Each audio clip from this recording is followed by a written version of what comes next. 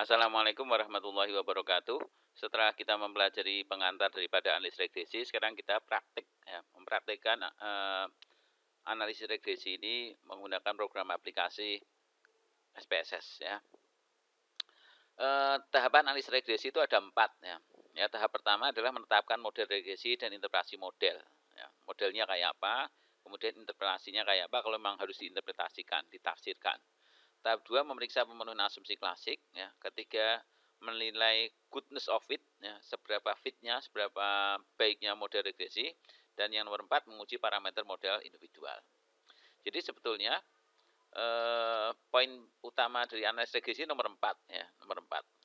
Nomor 1 itu adalah bicara tentang barangnya itu mana ya, makhluk apa yang kita bicarakan ya, model. Kan kita bicara tentang model regresi, kemudian kita validasi gitu ya. Kita evaluasi mana yang variabel independen yang signifikan, mana yang tidak. Jadi barangnya itu kita nyatakan dulu.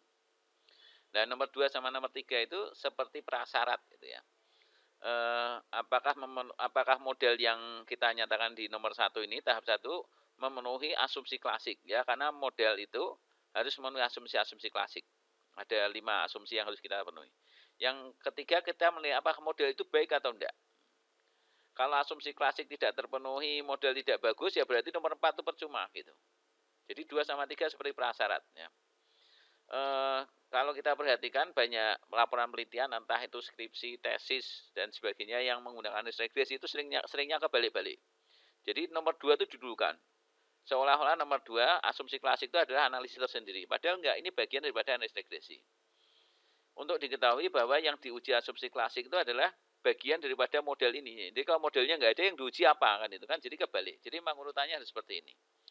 Ini pun juga sesuai dengan kalau kita pakai SPSS itu output-outputnya yang ngalirnya begini itu, modelnya dulu dan seterusnya kan. Itu ya. Jadi urutannya ini ya, kalau ada urutan tidak seperti ini ya salah, tolong dikoreksi ya. Asumsi itu nomor 2, yang penting modelnya dulu kayak apa baru asumsi. Menilai goodness of it, kemudian baru menguji parameter model.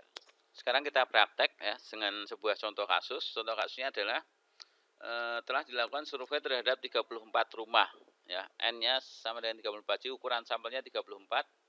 Rumah tersebut akan dijual, dan survei ini untuk mengetahui bagaimana pengaruh luas tanah, satuannya meter persegi, dan usia bangunan, satuannya bulan, terhadap harga rumah, satuannya juta rupiah. Nah, jadi tujuannya mengetahui pengaruh luas dan usia terhadap harga. Oke, ini hasil surveinya. Tentunya ada 34 baris, ini hanya ditampilkan hanya 18 pertama. Itu file datanya sudah saya siapkan pakai SPSS, namanya filenya hargarumah.save ya. Jadi baris pertama harga 1360 ya, karena satuannya juta rupiah berarti 1360 juta. 1360 juta itu kalau dirupiahkan jadi 1.365 juta rupiah. Luas tanahnya 850 meter persegi, usia bangunannya 6 bulan ya, 6 bulan atau setengah tahun. Ya, itu data kita. Nah, sekarang bagaimana cara menganalisis kalau kita ingin mengetahui pengaruh luas dan usia terhadap harga? Apa teknik analisis yang kita gunakan? Ini adalah kasus menganalisis pengaruh 2 variabel independen. Jadi ada 2 variabel independen, yaitu luas dan usia, terhadap sebuah variabel dependen, yaitu harga. Terus ada informasi lagi bahwa baik variabel independen ya, luas dan usia, dan variabel dependen semuanya metrik. Metrik itu besar, berapa ya, berapa luasnya, berapa usianya, berapa harganya, metrik semua. Terus ukuran sampelnya cukup besar, 34 ya, di atas 30, sampel besar. Sehingga kesimpulannya kita menggunakan teknik analisis, yaitu analisis regresi linear berganda.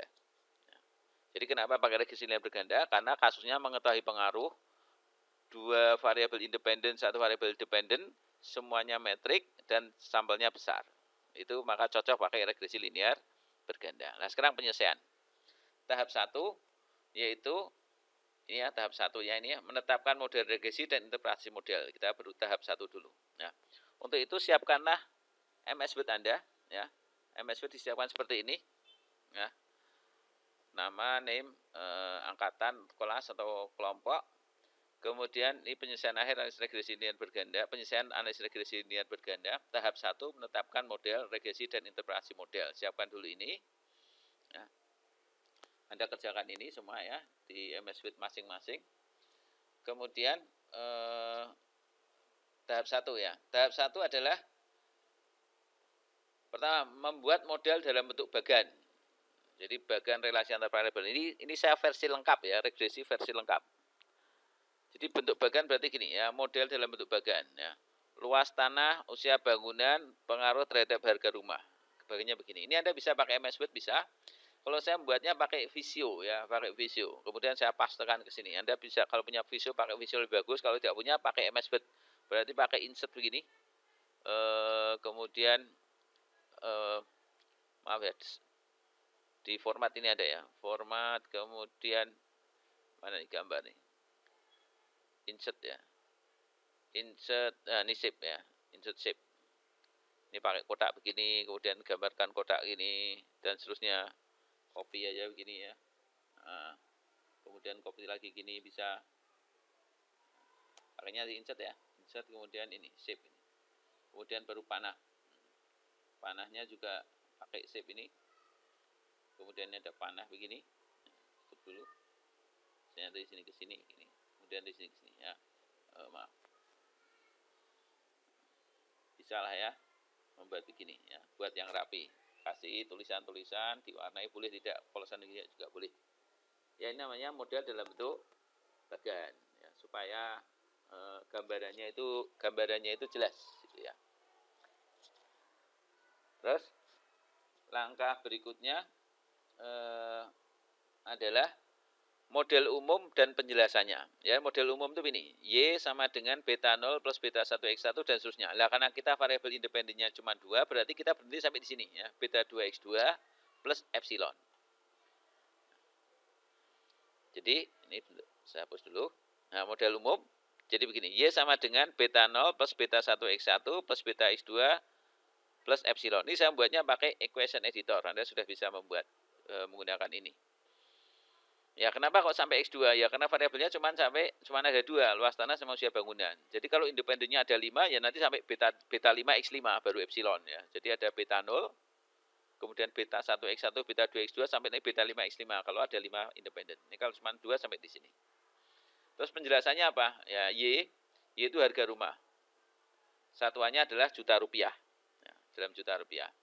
Kemudian X1-nya, ini Y ya. Y-nya harga rumah, X1-nya ini adalah luas tanah, satuannya meter persegi. Kemudian yang X2 ini adalah usia bangunan, satuannya bulan.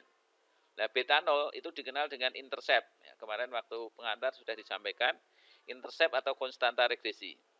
Beta 1 itu slope-nya X1, jadi namanya slope-nya X1. Beta 2 slope-nya X2. Jadi kalau X-nya sampai 5, ya beta 5 X5. Beta 5 adalah slope-nya X5. Tapi ini cuma sampai 2. Epsilon itu adalah error atau residual model. Nanti kita akan bicara sampai ke sana. Kemudian, ya, jadi tulis saja seperti ini.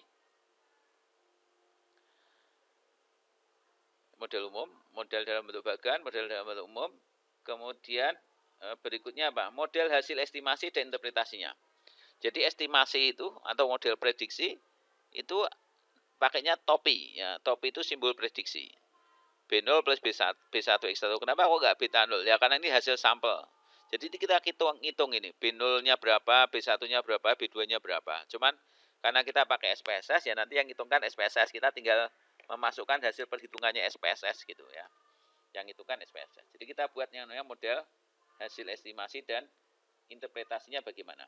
Nah, ini model estimasinya ya, seperti ini. Nah, dapat dari mana ini?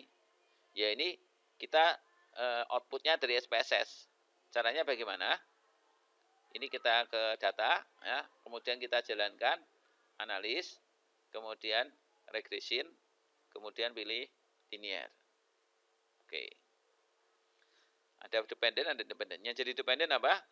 Dependen itu Y ya. Yang Y adalah harga rumah. Ya, harga rumah.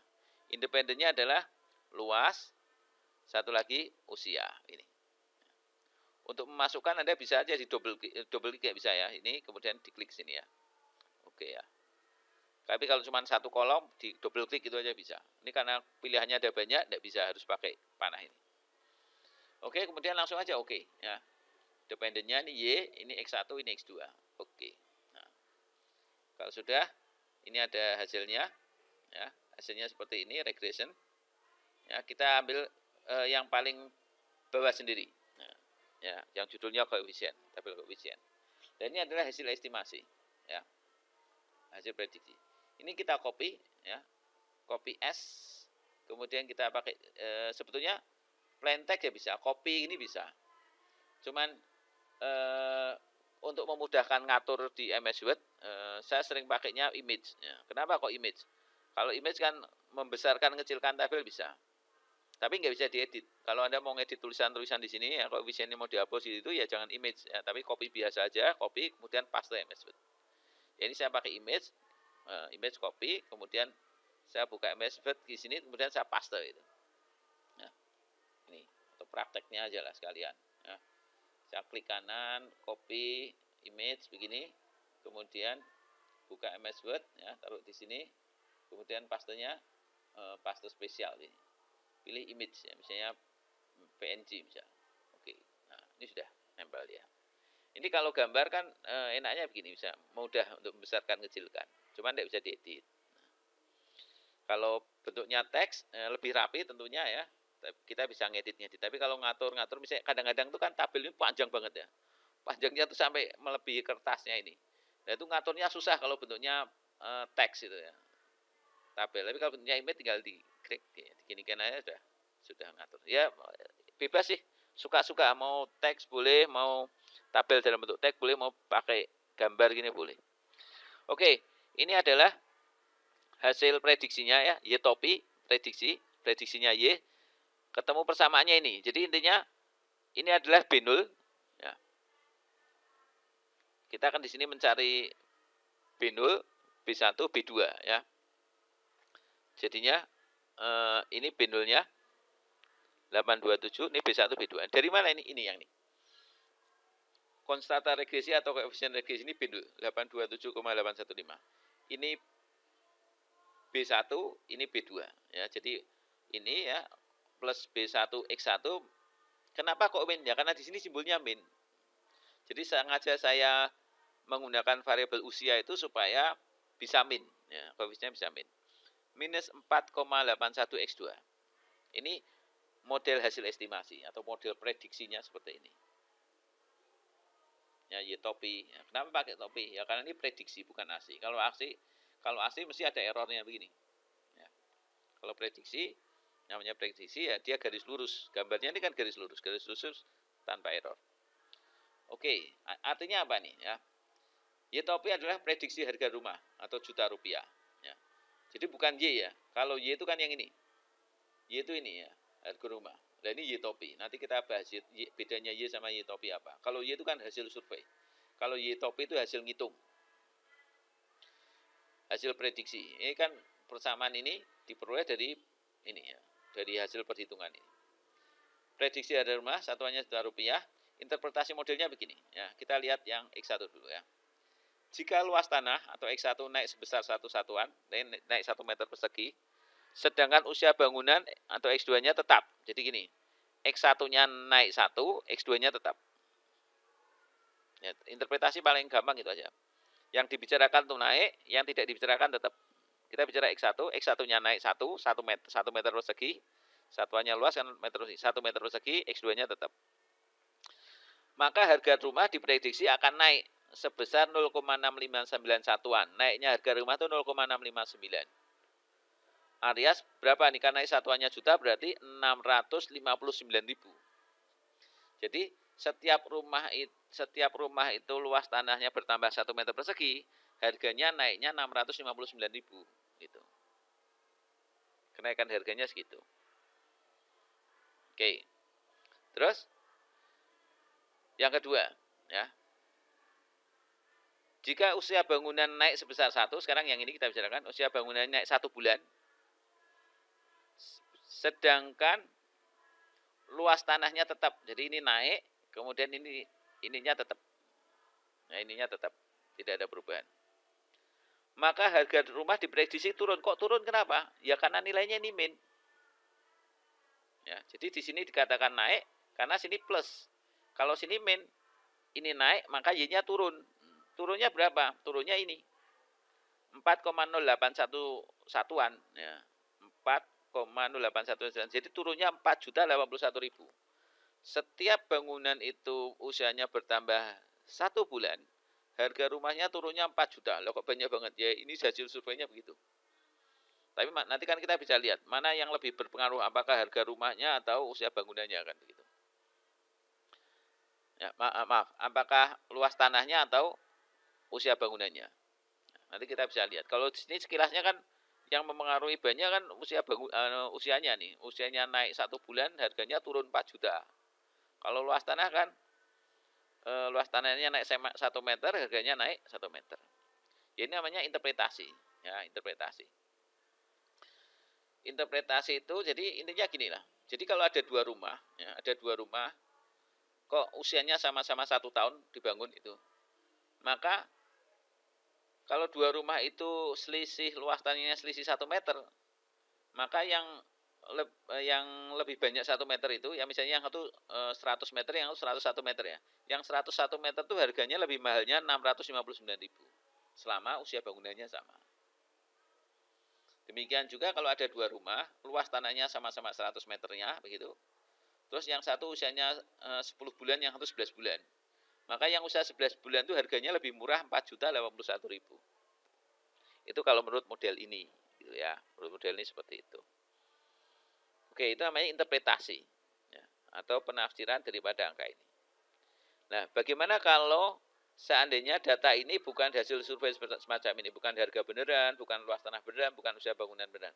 Tapi misalnya ini adalah hasil survei pakai kuesioner, setuju tidak setuju pakai skala Likert gitu ya. Apakah juga perlu ditafsirkan seperti ini? Enggak usah ya. Jika data diukur dalam skala Likert ya, setuju tidak setuju, sangat setuju itu, maka tidak usah diinterpretasikan. Sampaikan aja modelnya begini, udah.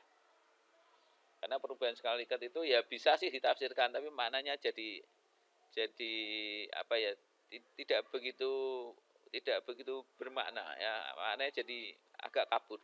Beda sama ini ya. Usia naik sebulan, harganya turun 4 juta. Luas tanahnya bertambah 1 meter, harganya naik 659.000. Kan begitu. Oke, sekarang penjelasan variabel independen mana yang mempunyai pengaruh terbesar terhadap variabel dependen. Oke. Ya. Berikutnya pengaruh terbesar ya. Variabel independen mana yang lebih berpengaruh terhadap harga rumah? Apakah luas tanah atau usia bangunan? Kalau ini seolah-olah kan usia bangunan, tapi kita lihat nanti ya. Bisa jadi luas tanah, bisa jadi usia bangunan. Ya, mana nih yang pengaruhnya terbesar terhadap harga rumah itu yang mana? Ya. Ternyata yang punya pengaruh terbesar adalah luas tanah, bukan usia bangunan. Ya, meskipun tadi usia bangunan kalau usianya naik 1 bulan turunnya 4 juta, tetapi luas tanah itu lebih berpengaruh. Ya, meskipun setiap naik 1 meter itu harga rumahnya cuma naik 659.000. Kenapa? Nah ini. Karena koefisien terstandarisir yaitu beta luas tanah dalam harga absolut adalah 0,456. Jadi harga absolut itu selalu plus ya, yang plus tetap plus, yang min jadi plus. Sedangkan itu lebih besar daripada koefisien terstandarisir untuk usia bangunan dalam harga absolut cuma 0,309. Jadi yang dilihat bukan ini tapi ini. Luas tanah itu koefisiennya 0,456, kalau usia bangunan 0,309. Kita nggak lihat minnya ya, diabsolutkan semua. Besar mana? Besar 0,456. Karena besar 0,456 berarti luas tanah itu lebih berpengaruh terhadap harga rumah dibandingkan usia bangunan. Nah, jadi yang dilihat ini koefisien terstandarisir ya, standardized coefficient atau koefisien beta, bukan unstandardized, tidak terstandarisir. Ya, tidak standarisir di sini. Jadi aturan mainnya begini. Jika variabel-variabel independen diukur dalam satuan yang sama, ya, lihat koefisien B. Ya. Jadi lihat ini, ya, mana yang lebih besar. Itu kalau sama-sama meter perseginya, sama-sama kilogramnya, sama-sama bulannya, sama-sama tahunnya, sama-sama rupiahnya. Lalu itu baru lihat ini mana yang nilainya besar, entah itu plus atau min sama aja, dianggap plus semua, diabsolutkan. Yang paling besar itulah yang pengaruhnya paling besar. Ya, angka yang paling besar. Ya. Kalau lihat ini ya berarti harusnya usia bangunan, kan ini 4, kalau ini 0,6. Tapi masalahnya adalah variabel-variabel independen diukur dalam satuan yang berbeda, ya toh, yang satu satuannya bulan, yang satu satuannya meter persegi gitu. Karena satuannya berbeda-beda, maka harus distandarisir. Lihatlah koefisien yang terstandardized. Jadi yang dilihat ini, bukan ini. Dari sini kalau lihat ini, maka yang pengaruhnya terbesar adalah luas bangunan, bukan usia. Luas tanah, bukan usia bangunan. Nah, yang pengaruh terbesar adalah luas. Kenapa? Luasnya adalah meter, ini dalam bulan. Satuannya beda, lihat sini. Kalau satuannya sama, lihat sini. Oke ya. Sekarang berikutnya ya. Nilai prediksi Y bila mana nilai-nilai untuk masing-masing variabel independen X diketahui. Jadi, misal begini. Jika ada rumah, luas tanahnya 200 meter persegi dan telah berusia 10 tahun. Kira-kira harganya berapa? Kira-kira harga itu adalah prediksi Y atau Y topi. Berarti kita pakai persamaan ini ya. Ini namanya kira-kira harga rumah. Ya. Kalau yang di sini itu adalah harga beneran karena ini survei ya. Tapi kalau ini Y topi ini adalah harga taksiran atau harga prediksi. Nah, sesuai pertanyaan tadi, luas tanahnya 200, usia bangunannya 10 ya, berarti X1-nya itu 200 ya. X1-nya itu 200, X2-nya berapa? 10 tahun. 10 tahun itu 120 bulan karena ini satuannya bulan. X1-nya 200 meter persegi, 200, X2-nya adalah 120. Kemudian masukkan aja ke persamaan. X1-nya 200, X2-nya 120. Ya, 10 tahun itu adalah 120 bulan. Maka Y topinya sama dengan 827,815. Ini persamaan dari sini, ya, persamaan ini.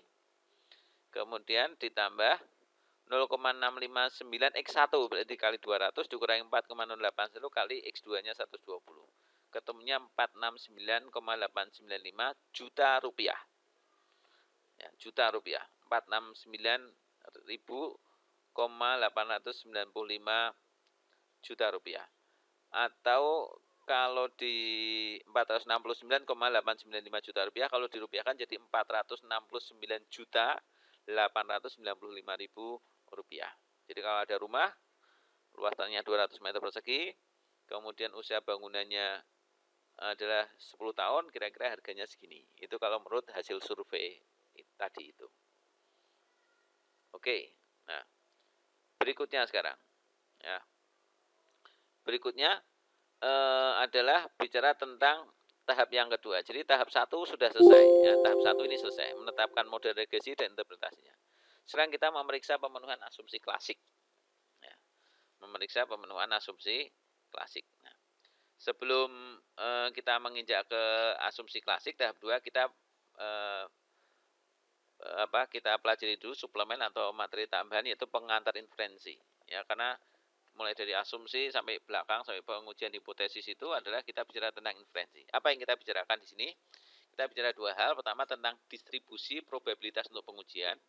Yang kedua adalah uji hipotesis. Ya, distribusi probabilitas ini kalau statistik ya pasti ketemu namanya distribusi probabilitas. Ada 3 distribusi utama untuk pengujian dalam analisis regresi. Ya, sebetulnya distribusi probabilitas itu ada banyak. Ya, tetapi kalau regresi itu yang utama yang dipakai 3 ini. Ya, apa saja?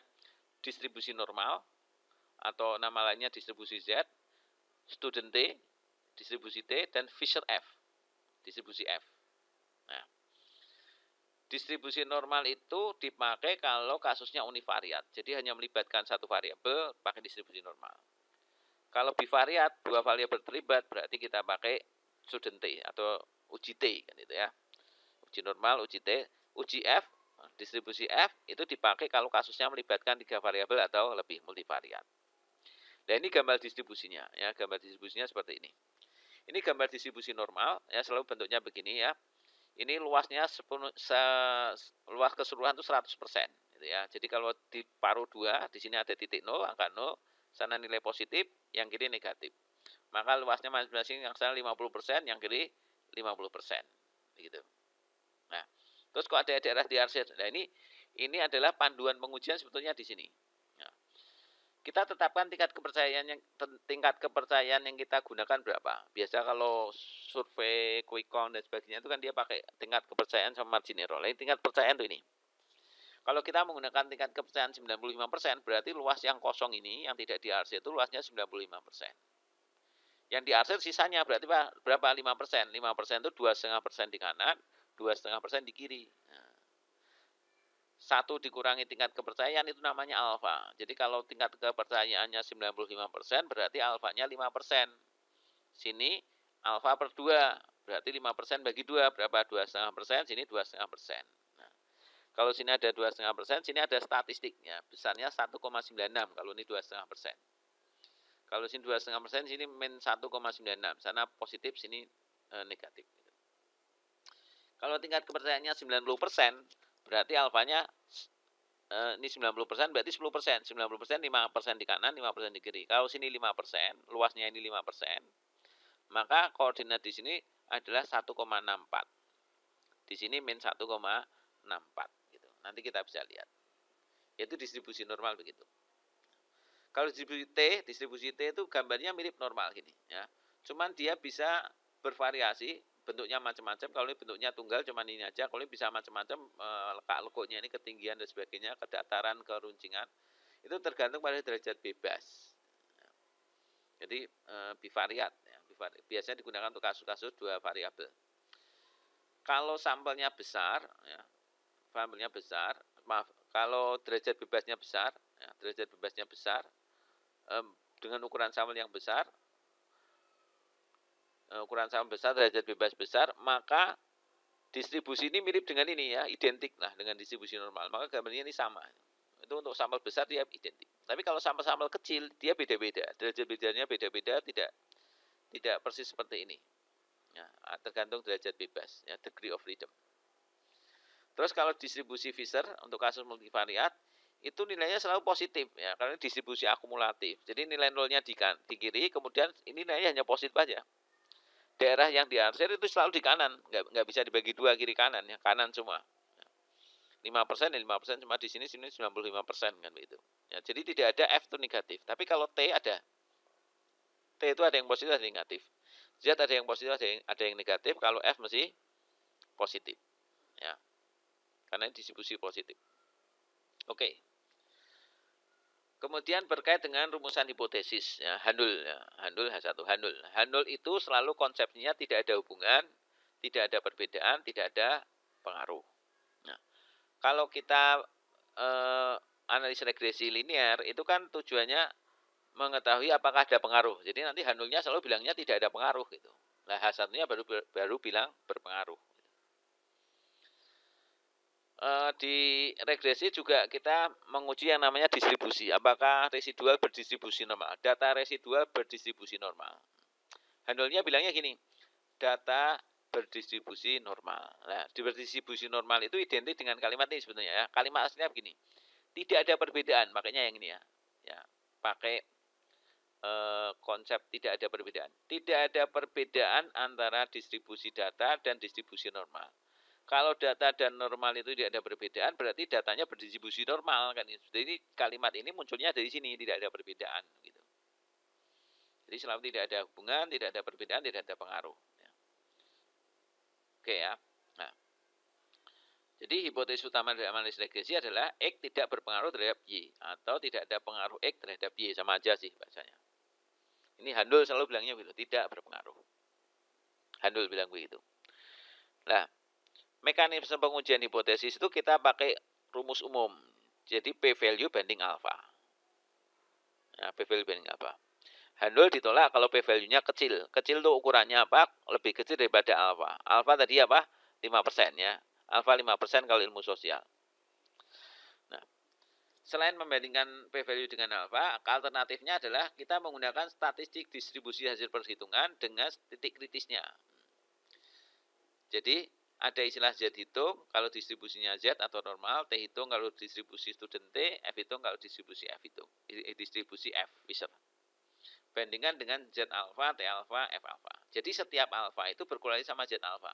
Misalnya ini tadi, kalau sini alfanya 2,5%, ya 2,5%, maka di sini adalah Z alfanya adalah 1,96. Kalau sini 5%, maka Z alfanya adalah 1,64. Jadi namanya alfa sama Z alfa, T alfa, F alfa itu adalah kaitannya sama itu. Ya, kalau alfanya sekian berarti Z-nya sekian, alfanya sekian, T-nya sekian, alfanya sekian, F-nya sekian kan gitu. Ya, tadi kritis. Nah, kalau p-value itu sandingannya dengan Z hitung. Nah, kalau p-value-nya sekarang hasil perhitungannya ini. Sebetulnya yang dihitung ini dulu. Ya, Z-nya dihitung berapa? Oh, kalau Z segini berarti p-value-nya sekian. Kalau T hasil ngitungnya segini, maka p-value-nya sekian. F hitungnya segini, p-value-nya sekian. Jadi intinya gini. Membandingkan p-value sama alfa itu identik membandingkan Z hitung dengan Z alfa. Atau T hitung dengan T alfa. Itu identik dengan ini. Maka saran saya pakai yang mudah aja. P-value banding alfa. Nah, alfa itu kalau ilmu sosial 5%. Alias kita menggunakan tingkat kepercayaan 95%. Kalau mau beda alfa ya 1%. Ya. Kalau nggak 1%, 5%. 5%. Di SPSS itu, alfa itu, P-value itu, ya, P-value yang ini, itu simbolnya sig. Jadi di sini, kita lihat hasil output kita yang pertama tadi. Ya, nah, ini sudah ada sig. Nah, ini P-value ini sebenarnya. Ya, P-value-nya dihitung sama dia. Dan ini T hitungnya. T hitungnya 3,103, P-value-nya 0,004. T hitung untuk usia min 2,100, P-value-nya adalah 0,044. Itu ya. Jadi P-value sama T hitung tadi ya. P-value-nya 0,004, T hitungnya sekian. Nah, jadi kalau membandingkan p-value sama alfa gitu. Tapi kalau hitung sama T tabel. Nah, paling praktis ya ini ya. P-value-nya jika sudah dihitung, bandingannya sama alfa. Ya. Kalau p-value-nya kecil, handle-nya tolak gitu. Kita ringkasnya dulu ya. Ini kan kecil dibandingkan alfa yang 5%. Berarti nanti luas bangunan itu handle-nya ditolak. Artinya handle yang bilang tidak ada pengaruh itu tolak. Kalau karena ditolak berarti kesimpulannya ada pengaruh.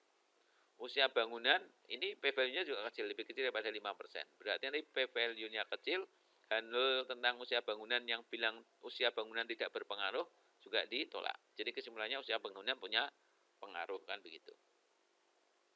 Oke, kita kembali lagi sini. Ya. Jadi itu konsep pengujian hipotesis. Rumusannya tidak ada pengaruh. Nah, mengujinya adalah p-value banding alfa. Nah, jadi penarikan kesimpulan hipotesis H0 ditolak jika p-value kurang dari alfa. Atau cara kedua agak rumit ya, Z hitung, T hitung, F hitung tergantung distribusinya, jatuh di daerah kritis atau daerah yang diarsir.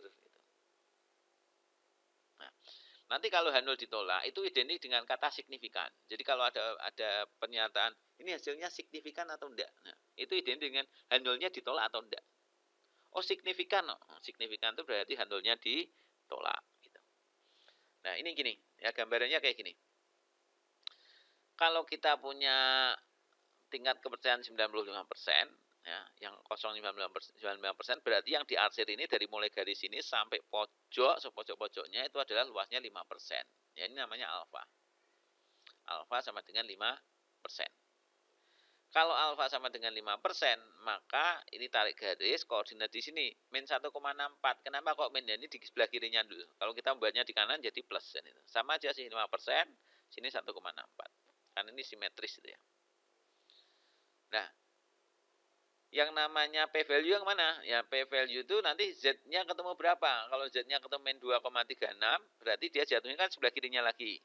Ya toh, min 1,64 di sini, min 2,36 sebelah kirinya. Berarti kita tarik garis, terus kita arsir. Jadi yang biru inilah, yang biru inilah p-value.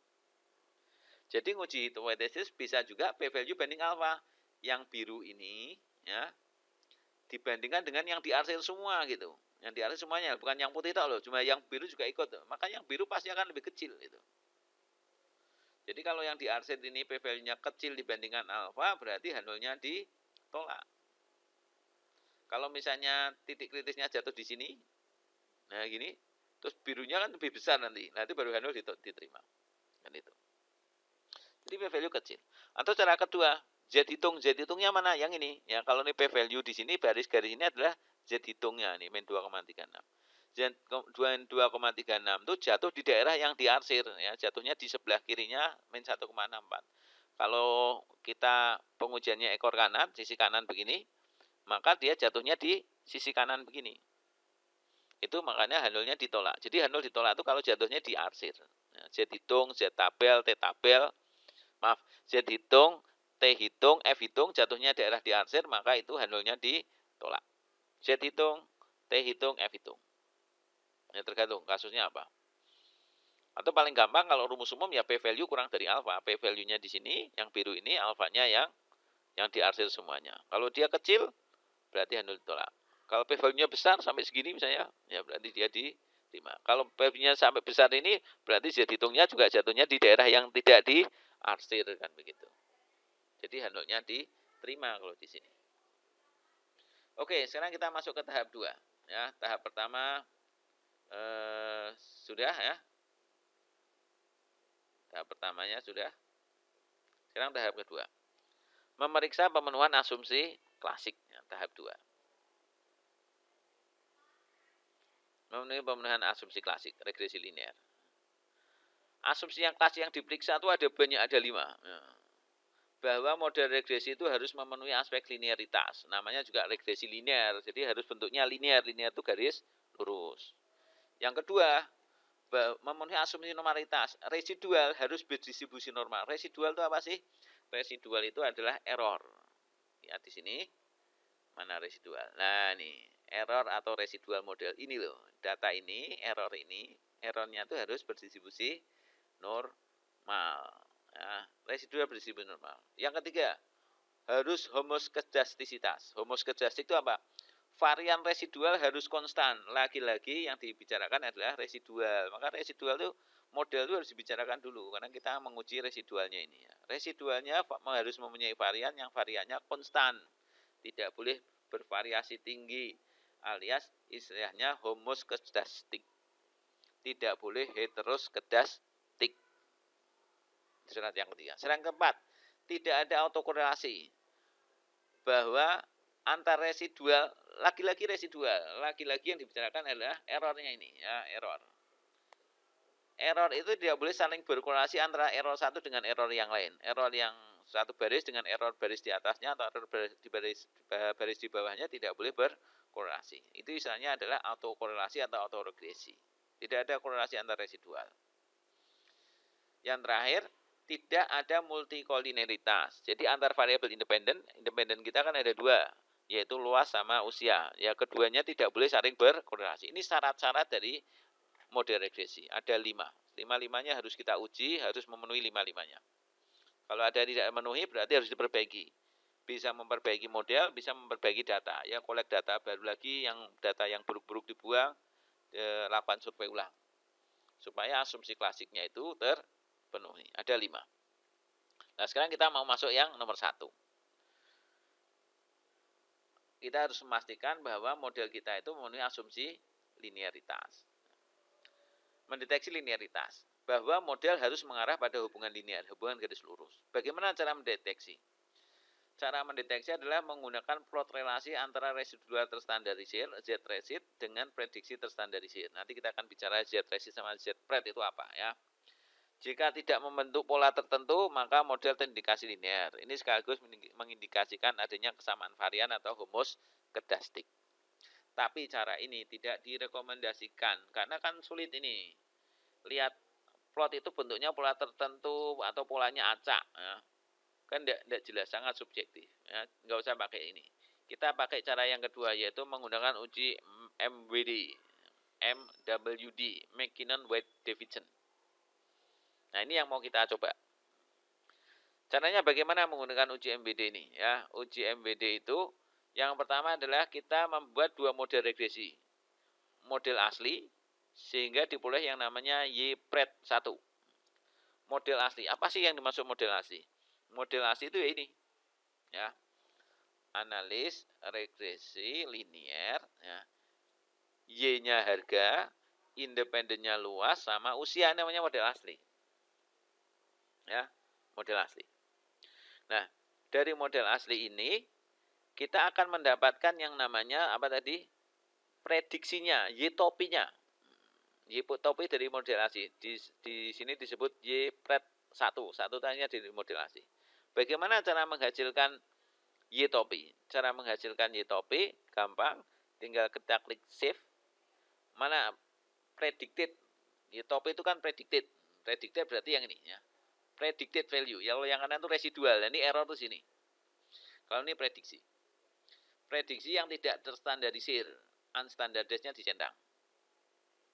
Kemudian kita klik continue. Nah, maksudnya apa nih save?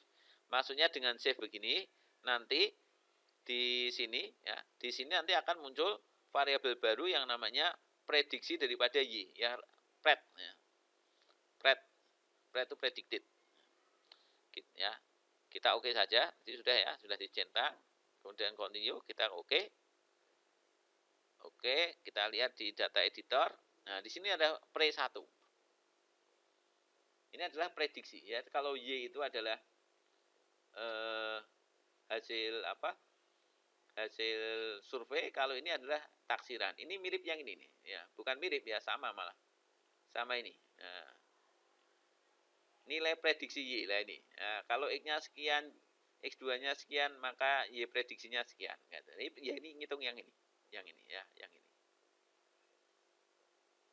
Ini namanya prediksi. Jadi kalau misalnya yang ini X-nya 850, kemudian X1-nya 850, X2-nya 6, prediksinya berapa? Nah, 850-nya masukkan ke sini, ya. Sini 850. Sininya 6 bulan. Masukkan, dihitung, maka ketemunya adalah yang ini. Nah, ketemunya ini 1363,20207 kan begitu. 1363 ketemunya, 2. Ini prediksi. Oke. Kita kembali, ya. Model asli dapat prediksi. Nah, kemudian model di mana seluruh variabel telah ditransformasikan dalam bentuk len. Nah, sehingga diperoleh prediksi yang kedua. Kita diminta untuk membuat variabel-variabel baru yang merupakan logaritma natural dari ini semua. Jadi kita buat len-nya harga taruh sini. Logaritma natural dari luas taruh sini. Logaritma usia taruh sini. Cara buat logaritma gimana? Pakai menu transform. Transform compute variable. Apa nih variabel yang kita buat? Pertama len ya. Len dari apa? ln underscore misalnya harga ini ya. Len harga. Len harga, ini judulnya ln harga ini judulnya jadi di sini. Isinya apa? Isinya logaritma natural. Kita cari aritmatik ln. Nah, ini ln. Nah, ini. ln logaritma natural ya. Menghasilkan logaritma natural. Kita klik ya, logaritma berbasis E ya. Salah. Kok double? Kliknya kedua kali ya. Logaritma berbasis E itu namanya logaritma natural. Kita klik di sini. Terus dari harganya kita klik pindah ke sini. Nah, ini. Jadi L kan buka kurung, harga tutup kurung. Atau ini kalau mau ngetik ya bisa. Kalau karena kita udah hafal fungsinya, ini kayak fungsi di Excel aja. ln buka kurung gini. Harga ketik dia bisa boleh aja. Tapi jangan sampai salah ketik. Kalau salah ketik dia tidak dikenal karena dia nyari di sini nggak ketemu nih. Ya. Supaya aman jangan ketik, tapi pindahkan aja gini. Ya. Pindah ke sini. Baru tutup kurung. ln. Oke. Ya. Kemudian kalau kita oke, nanti di sini ada variabel yang judulnya nih, ln harga, isinya adalah logaritma naturalnya dari ini. Oke. Nah, kita cek di sini. Nah, ini 7,22 ya. Jadi kalau Anda pakai kalkulator ya, ln 1360 adalah 7,22. Kalau Anda pakai Excel ya, pakai Excel juga sama ya. Ada 1360 tadi ya. Lihat di sini salah. 1360 ini ya. Logaritma naturalnya berapa? Sama aja nih kalau pakai Excel ya. Sama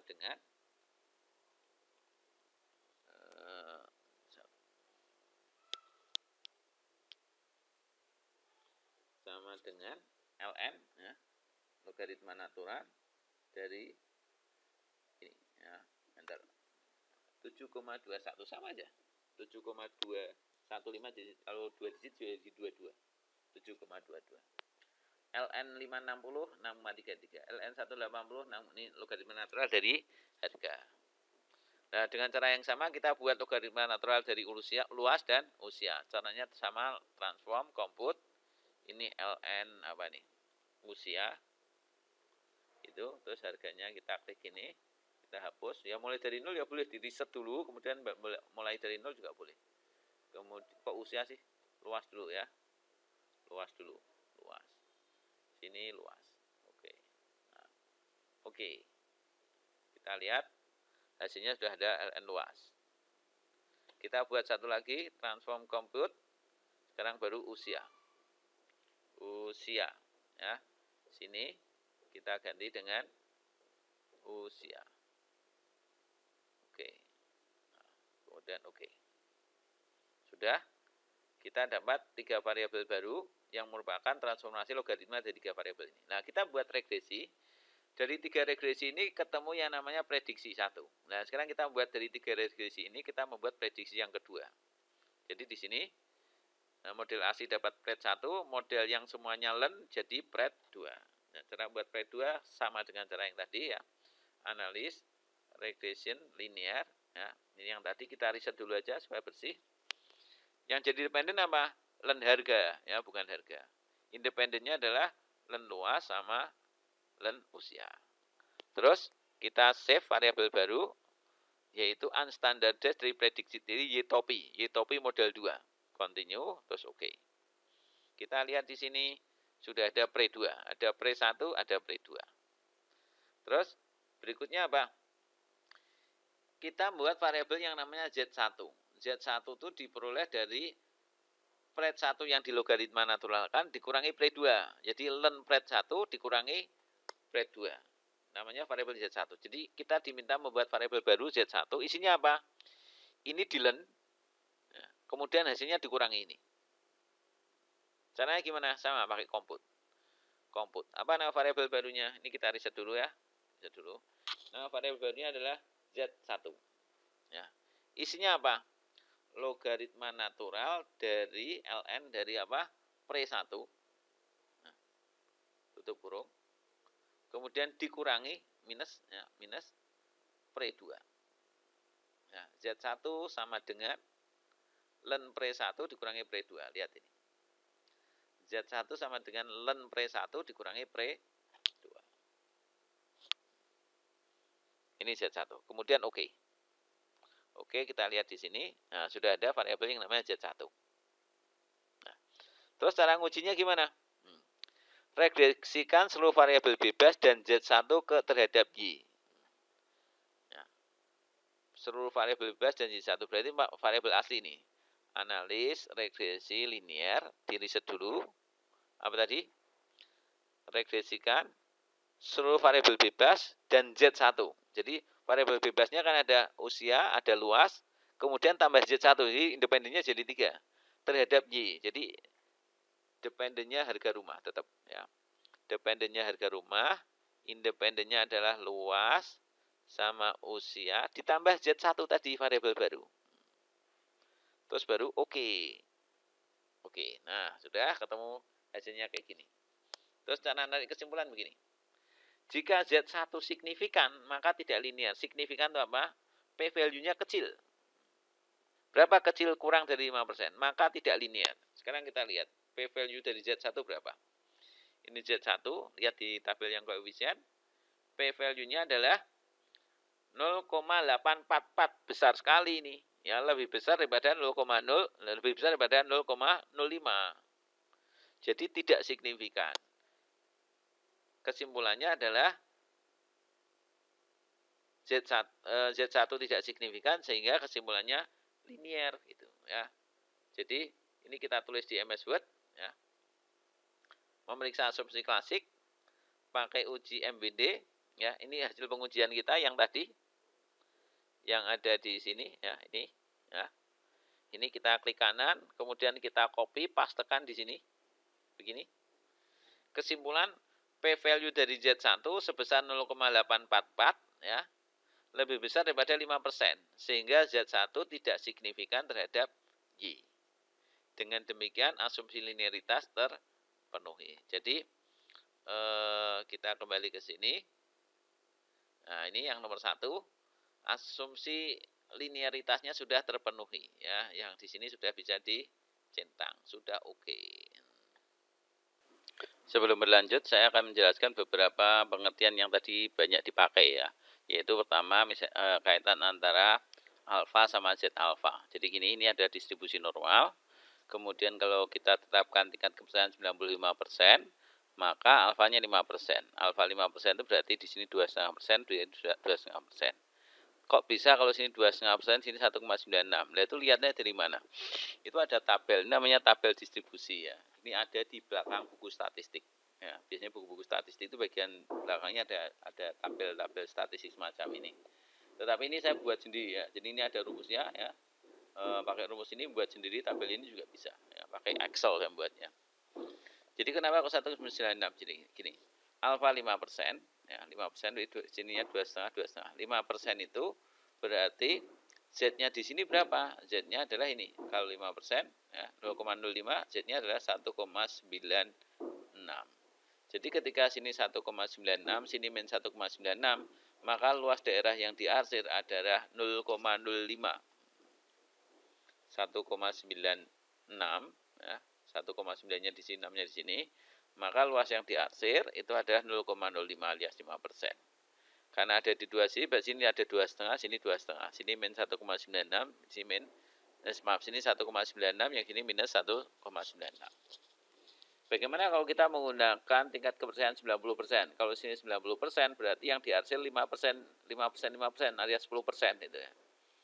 Tengahnya 90%, yang tengahnya 90%, maka yang diarsir adalah 10%, ya, 5%, 5%. Nah, kalau sini 5%, 5%, maka sini angka berapa?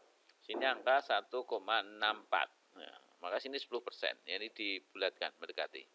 Luas yang diarsir itu adalah 10%, ketika koordinat di sini adalah 1,64, sini min 1,64.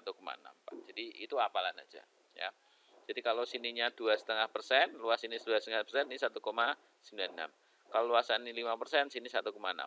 Gitu. Oke ya. Selanjutnya ini ya, tadi kita bicara tentang predicted sama residual. Predicted itu nilai prediksi Y topi, residual itu error. Nah, predicted itu Y topi ya, taksiran, residual itu error. Kemudian kita juga akan bicara tentang koefisien regresi terstandarisir. Tadi waktu membicarakan tentang mana yang pengaruhnya lebih besar, kita lewat koefisien yang terstandarisir. Nah, itu apa sih? Mari kita bicarakan. Jadi misal gini, kita punya data ya, X-nya ini, Y-nya sama ini ya. Itu datanya seperti ini misal, ini data fiktif ya. Ini X sama Y, datanya ada 30, X sama Y. Terus pada data ini ya, kita membuat persamaan regresi.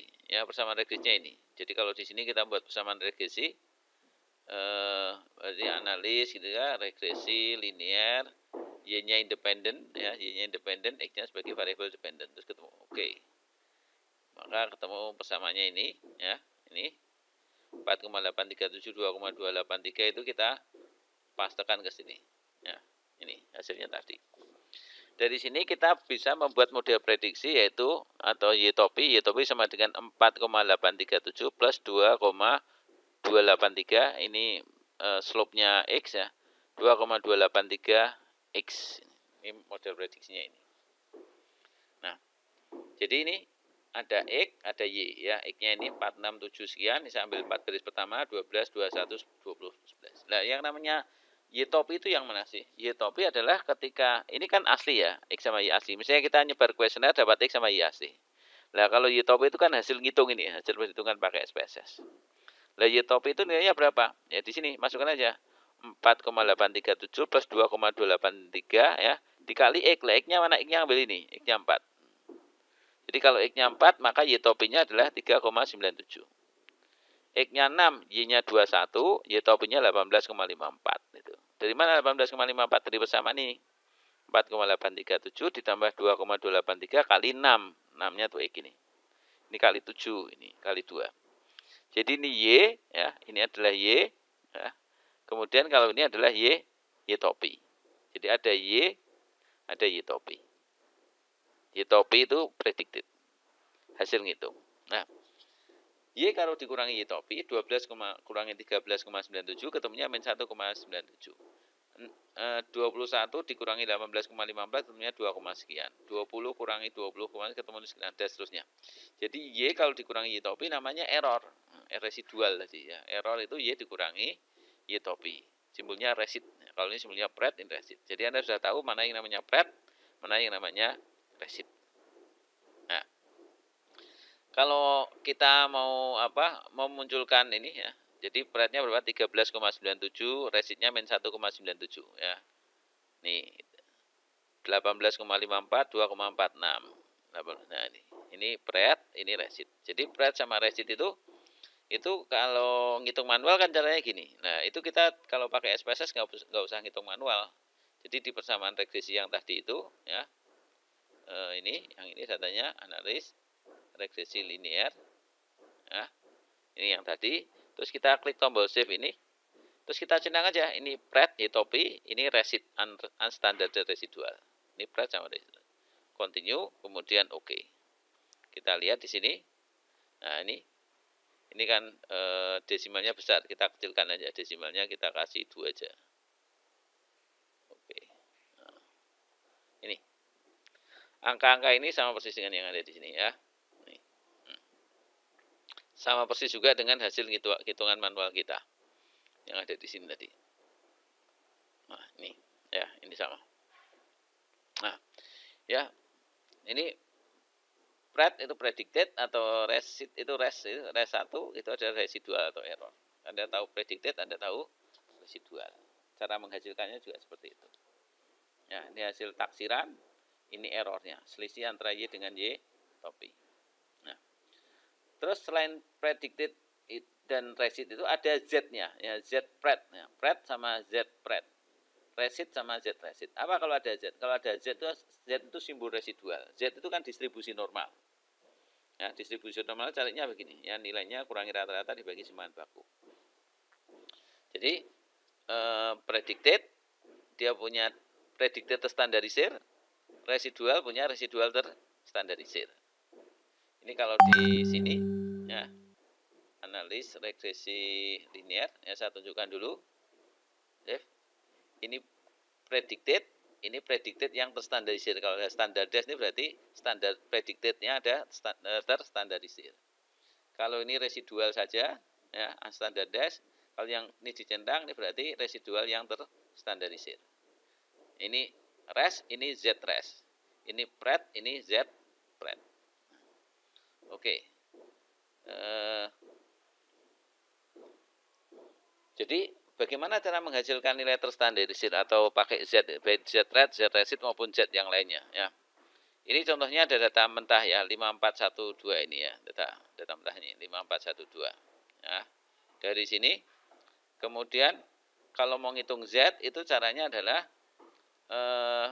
masing-masing nilai XI 5 dikurangi rata-rata dibagi simpanan baku. Ini rata-ratanya 3, simpanan bakunya 1,86. Rata-rata jumlahkan 5 tambah 4 9 tambah 1 tambah 2 12 bagi 4 ketemunya 3.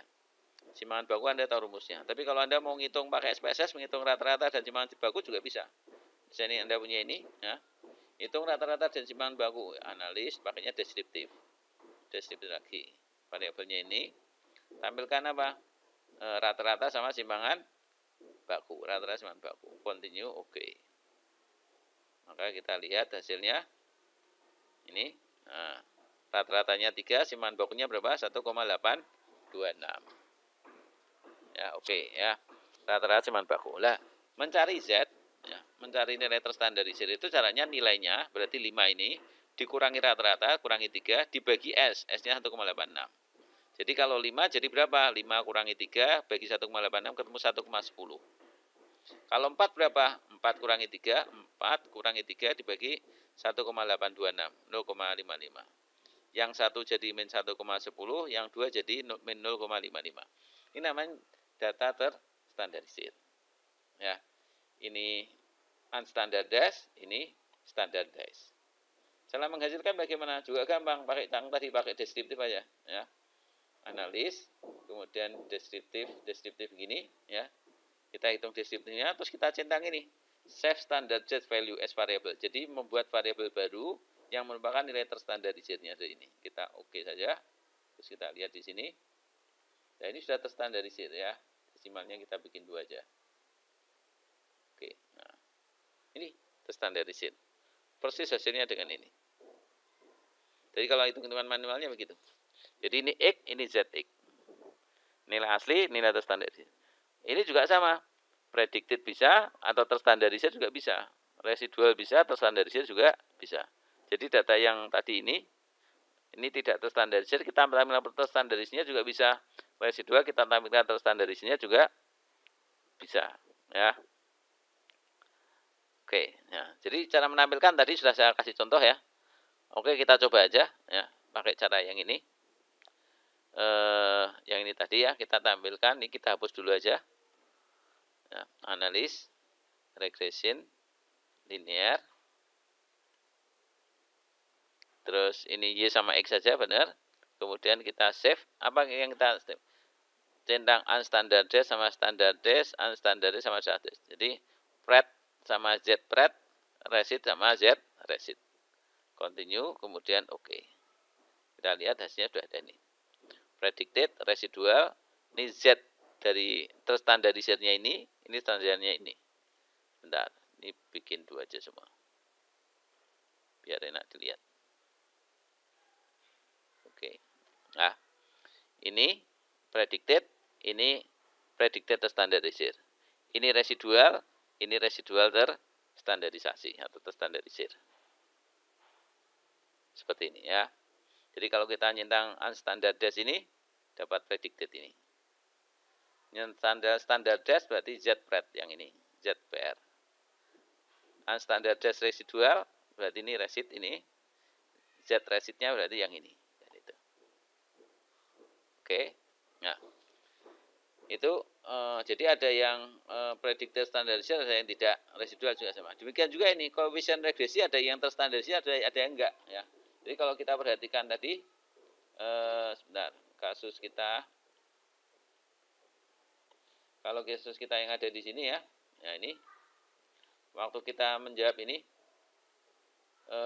pengaruh terbesar, maka yang dilihat adalah yang terstandarisir ya, yang dilihat itu adalah yang ini. Koefisien regresi yang terstandarisir, bukan yang unstandardized. Jadi bedanya apa nih unstandardized sama yang standardized? Prinsipnya kayak tadi ya. Residual ada yang terstandarisir, ada tidak. Predicted juga. Koefisien regresi ada yang tidak terstandarisir, ada yang terstandarisir. Kapan ini dipakai? Ketika kita membandingkan mana pengaruhnya yang besar tapi ukurannya beda-beda ya, satuannya beda. Ada ini satuannya meter persegi, ini satuannya bulan, karena beda. Yang dilihat adalah yang tidak terstandarisir. Nah, tidak terstandarisir itu, ini koefisien regresi tidak terstandarisir, itu adalah koefisien regresi diperoleh ketika semua variabel dinyatakan dalam skor terstandarisir.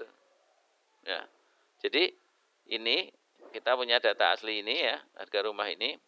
Harga ini kan tidak terstandarisir. Ini tidak. Nah, kita buat variabel baru di sini 1, 2, 3 ya. Z-nya harga, Z-nya luas, Z-nya usia. Itu ya. Cara buat Z gimana? Gampang. Pakainya deskriptif. Analis deskriptif gini. Kemudian nih harga, luas sama usia, kita centang ini, kita oke. Nanti di sini ada Z semua. Ya, kita oke aja lah ya. Biar kelihatan. Nah, ini ya. Z-nya harga, Z-nya luas, dan Z-nya usia. Kalau ini data asli, ini data terstandarisasi. Oke? Nah, Jadi kalau pakainya data terstandarisasi, jadi kalau kita yang di regres ini maaf, ya. Kalau kita membuat analis regresi begini,